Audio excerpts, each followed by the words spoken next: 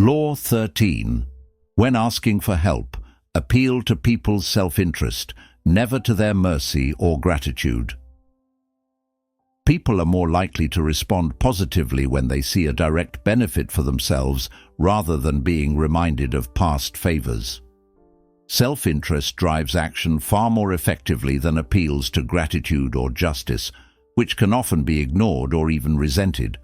Making your request seem like an opportunity rather than an obligation ensures a higher chance of success. Transgression of the law.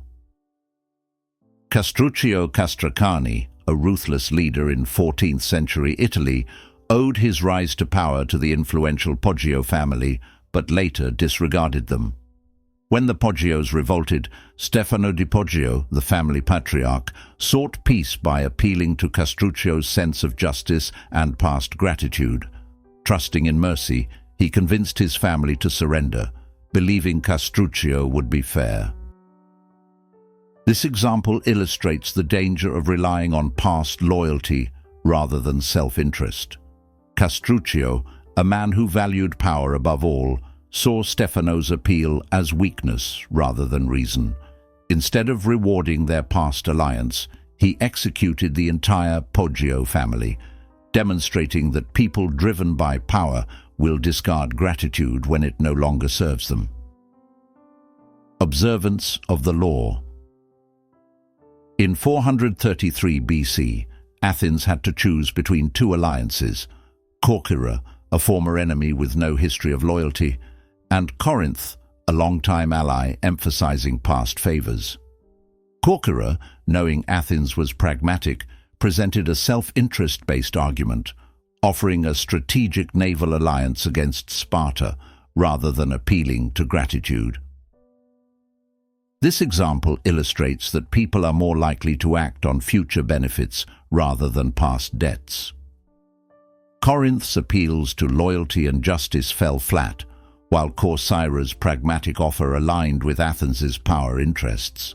When self-interest is at play, people will choose what strengthens them over sentimental obligations. Keys to power. People rarely act out of pure generosity. They are driven by self-interest. When asking for help, understand what the other person values and frame your request to align with their desires. Avoid making it about your needs. Make it about how they will benefit. Emotional appeals and moral arguments rarely work as effectively as tangible incentives. Most people think in terms of personal gain, not abstract ideals. A direct, practical reason that benefits them will always be more persuasive. Powerful people, like the Japanese Emperor Ieyasu, will choose practical allies over ideological ones. He expelled Catholic missionaries and welcomed the Dutch because they focused on trade rather than conversion. Pragmatism wins over emotional rhetoric. Even ruthless leaders like Genghis Khan, who initially sought destruction, could be persuaded by self-interest. His advisor convinced him that taxing China was more profitable than destroying it. Understanding someone's core motivation allows for strategic influence. When seeking assistance, analyze what the other person values most, whether it's money, status, power, or influence. Tailor your request to show how helping you will advance their goals. The strongest alliances are not built on gratitude, but on mutual benefit.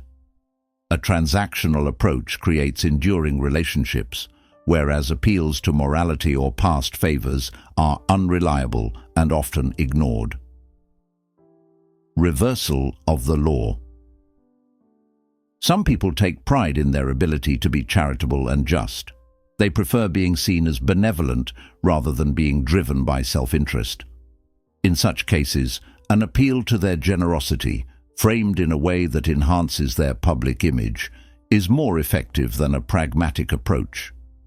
Understanding a person's underlying motivations, whether it's power, charity, or status, allows for a more tailored and effective strategy.